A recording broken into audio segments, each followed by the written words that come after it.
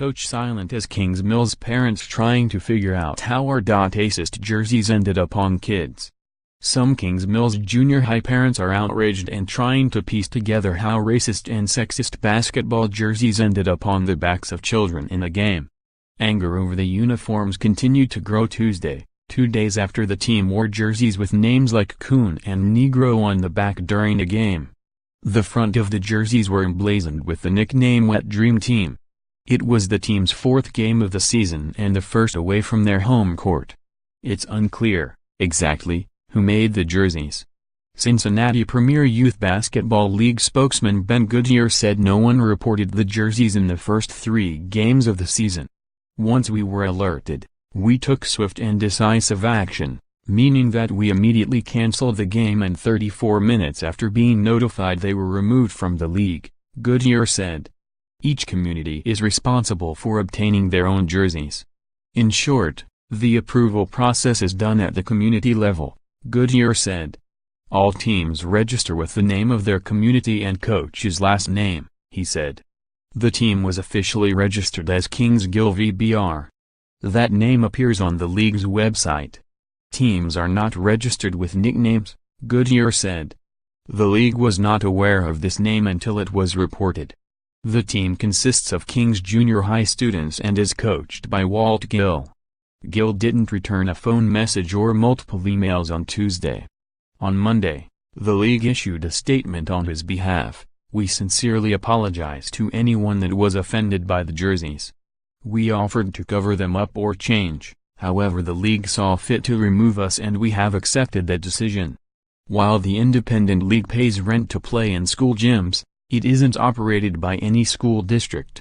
Still, King's local school district superintendent Tim A. Ackerman sent a letter out to all parents on Tuesday. While we are terribly disappointed in this news, we will take this opportunity to learn and grow from this experience together, Ackerman said. King's local school strongly condemns any type of hateful, inappropriate, and racist commentary. We have an outstanding, supportive community, but we are not perfect. The superintendent pointed out league coaches are volunteers and not hired by the school district. We do understand that the students involved are King's students and the teams rent our facilities, Ackerman said. After the district was notified of the team's behavior, the district immediately started the process of gathering information and evaluating the team's use of our facilities. The situation has left some parents wondering how this could happen in their community. King's High School 1998 graduate Denise Anderson returned to the area after college. I love the area, my family is here, the schools are terrific, Anderson said. This incident is not what I think of when I think of our schools. Earlier coverage, team kicked out of league for offensive basketball jerseys. Kings Mills is the type of place where teachers know students' names outside the classroom, she said. I have not seen a comment from any parent that thinks this is okay, Anderson said. There are hundreds of parents on a school Facebook page that are outraged.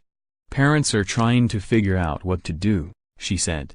I don't want this swept under the rug, she said. I want our community to learn from this and do better. West Claremont parent Tony Rue pointed out the jerseys during the Sunday game and later wrote a much commented on Facebook post about roles adults had to play. This isn't a typo, this isn't a mistake, these are ideas that were thought of, discussed, agreed upon by adults and kids alike, printed on uniforms. And no one thought this was a bad idea or inappropriate? Rue asked in his post. The league has taken steps to prevent similar incidents in the future, Goodyear, the league spokesman, said. We have communicated with our communities that inappropriate uniforms, warm-up, etc., will not be tolerated and teams in violation will be immediately ejected from the league, Goodyear said. League teams have been asked to certify all uniforms are in compliance and not inappropriate in any manner, he said. We have communicated to the referees to inspect the jerseys before the game and immediately cancel the game and report any violations, Goodyear said. As in this case, if we find a violation, we will act in a swift and decisive manner. What should happen? The children involved need to be suspended and get counseling, said Rodney Coates, A professor at Miami University of Ohio professor, Black World Studies coordinator. The phrase that comes to mind is hurt people hurt others, Coates said. As strange as this sounds, it is a cry out for pain. And as strange as this sounds, this is only going to get worse. What is concerning is the children wearing jerseys didn't think anything would come of it, he said. Kings team members may have gone through something rough or feel victimized themselves, Coates said. Whatever they are going through that is rough, they have not changed that by targeting another, Coates said. Young people are particularly targeted by racist groups for recruitment, he said. And kids who tend to be recruited tends to be marginalized. Conversations with children on the team need to happen, Coates said.